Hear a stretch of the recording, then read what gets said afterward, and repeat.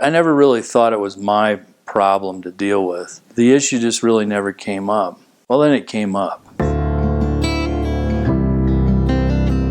And on the face of it, it seems like a pretty reasonable thing. A person is dying of a disease. They work with their doctor and take a lethal dose of medicine and then avoid that pain and suffering that they're anticipating and slip off into eternity. It's an uphill battle to argue against it because on the face it seems pretty reasonable.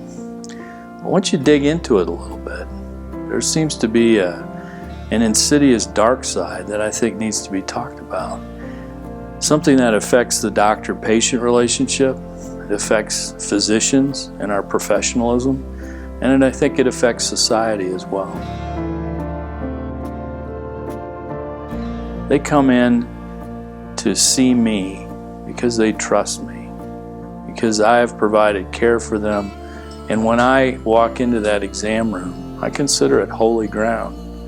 This is a place where they can share with me their most intimate secrets, and I have to apply all that I am and all that I know to help them.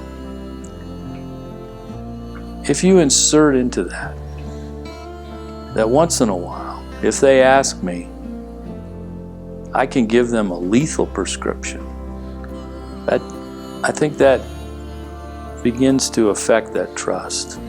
Maybe not for that patient, but for the next patient I see, or all the other patients that are coming in to see me.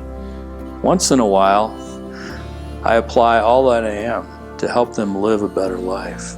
And then all of a sudden now, I'm helping them end their life. And I think that's a significant breach of trust. Most of our healthcare is now coming through the government.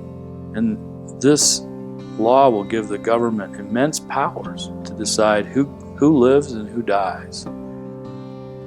I think then even the more libertarian of folks that would say, well, people should be able to do whatever they want to do.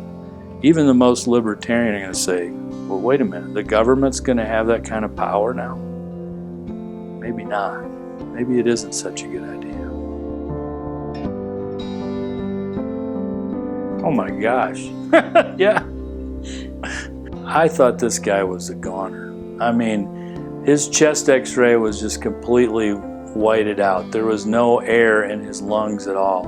And I went into the family and I just painted the curtains black because I just said, you know, this is so bad and you know, he's not going to make it. And he had come in the middle of the night and that was the morning. And so after I rotated off, I went home. I came back the next day and he was like out of the ICU and in a regular room breathing. And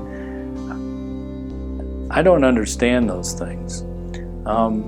And that happens all the time. All of these laws are based on the false assumption that doctors can predict how long you're going to live. There's no class in medical school that teaches that. The RX stands for the Latin word recipe, which is a word where we get recipe. And it means to take, but it's the command form of the verb. It means you take this. I think a lot of physicians have come to the mind, well, if the patient wants to take a lethal dose of medicine, who am I to say, no, I'll just write this? And they're not considering what it means to write a prescription. It means you take this. I think we have to come together and speak out against it.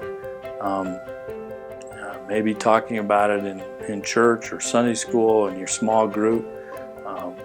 Get involved with organizations like the Family Policy Alliance and others that are actively speaking against physician-assisted suicide.